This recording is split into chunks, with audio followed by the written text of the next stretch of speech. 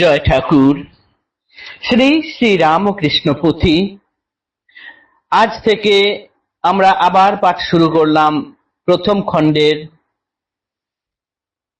আজ থেকে আমরা পাঠ করছি যে অধ্যায়টি, সেটির নাম শ্রী প্রভুর জন্মকথা, পৃষ্ঠা সংখ্যা 1। আজকের এই পাঠের মধ্যে দিয়ে আমরা জানতে পারবো শ্রী প্রভু অর্থাৎ ঠাকুর শ্রী শ্রী রামকৃষ্ণদেব বাল্যকালে যিনি ছিলেন গদাধর চট্টোপাধ্যায়, তার পিতা শ্রী ক্ষুদিরাম চট্টোপাধ্যায়ের জীবনযাত্রা সম্বন্ধে, তার ন্যায় পরায়ণতা, তার ন্যায় নিষ্ঠা, তার নিষ্ঠা আচার, সমাজে জনমানসে তার প্রতি কিরকম শ্রদ্ধা ভালোবাসা ছিল, সেগুলি আজকে আমরা এই পাঠের মধ্যে দিয়ে জানতে পারবো। আজ পাঠ করছি পৃষ্ঠা সংখ্যা 1, শ্রী প্রভুর জন্মকথা।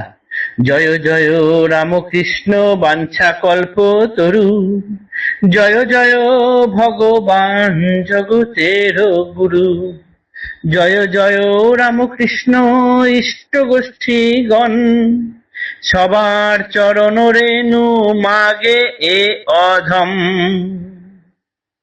হুগলি জেলায় গ্রাম কামারপুকুর, সৎ দ্বিজ কুলে জন্ম হইল শ্রী প্রভুর। চাটুর্যে শ্রী ক্ষুদিরাম জনক তাহার, তেজস্বী ব্রাহ্মণ অতি শুদ্ধ নিষ্ঠাচার। জাতিগত কর্ম যাহা সব আচরণ, জপ তপ ধ্যান পূজা তীর্থ পর্যটন। হইলে দূরস্থ তীর্থ নির্ভয় অন্তর, পায়ে হেঁটে যান সেতু বন্ধ রামেশ্বর।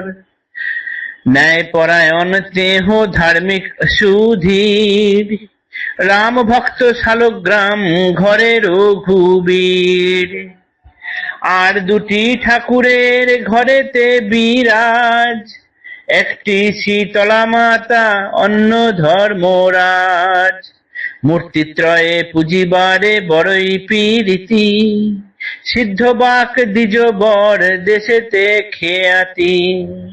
নানান কাহিনী তার নানা জনে রটে, আজ্ঞায় বেলার গাছে নিত্য ফুল ফুটে। প্রতিদিন প্রত্যুষেতে পূজার কারণে, বাহিরে হইলে তেহ কুসুম চয়নে। পশ্চাতে পশ্চাতে তার যাইয়ে আপনি, আরাধ্যা শীতলা মাতা বালিকা রূপিণী। আভরণে শোভে অঙ্গ পরিধেয় লাল, নোয়ায়ে ধরিত যে কুসুমের ডাল। যে ডালে অনেক ফুল আছয়ে ফুটিয়ে, তুলিতেন দ্বিজ বর আনন্দে পুরিয়ে। ব্রহ্মশক্তি পরিপূর্ণ তেজ পুঞ্জ কায়, দেখিলেই শ্রদ্ধা ভক্তি আপনি উজায়। নির্ধন যদিও তার ঘরে নাই অর্থ, সম্মুখে দাঁড়াতে কারো না ছিল সামর্থ্য। যে পুকুরে নীতি নীতি হতো স্নান তার, তার আগে নামে জলে সাধ্য নাই কার। নিষ্ঠাচারে বড় আটা তেজস্বী ব্রাহ্মণ, শূদ্র দত্ত দ্রব্য নহে কখনো গ্রহণ। গেরুয়া বসন পরা গম্ভীর আকার, কোন কালে নহে যাওয়া ঘরে যার তার।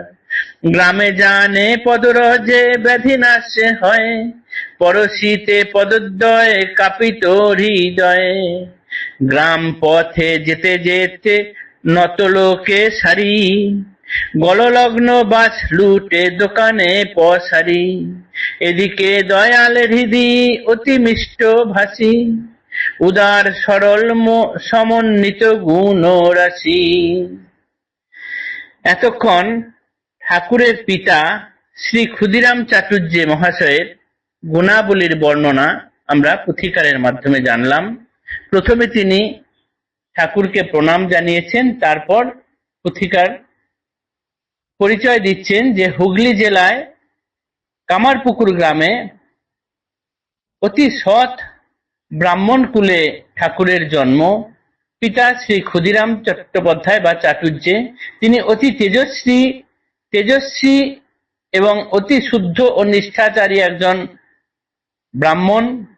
তিনি যথেষ্ট জপ তপ ধ্যান পূজা তীর্থ পর্যটন ইত্যাদি করেন এবং তীর্থক্ষেত্র অতি দূর স্থান হলেও নির্ভয়ে তিনি সেখানে চলে যান এবং এভাবেই তিনি পায়ে হেঁটে রামেশ্বর পর্যন্ত গেছেন।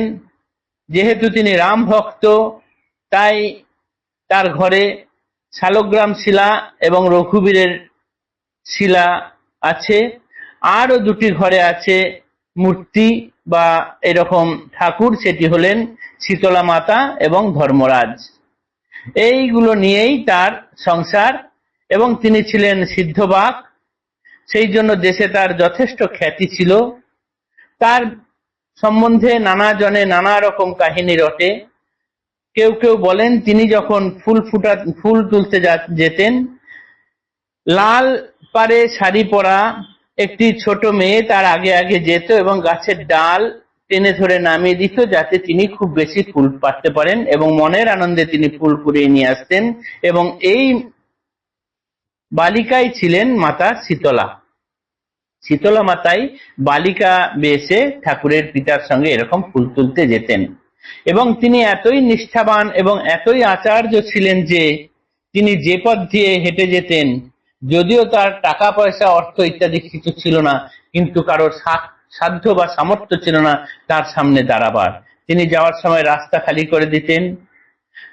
গ্রামে তিনি যে পুকুরে স্নান করতেন সেই পুকুরে তার স্নানের আগে কেউ স্নান করতে নামতেন না এবং সকলে জানতেন যে তার পদধূলিতে রোগ সেরে যায়। তাই গ্রামের সকলেই তার পদধূলি নেওয়ার জন্য সারি সারি দাঁড়িয়ে থাকতেন, গলায় গললগ্ন বাস হয়ে, অর্থাৎ গলায় বসন দিয়ে সবাই, দোকানি পশারি ইত্যাদি সবাই এরকম দাঁড়িয়ে থাকতেন।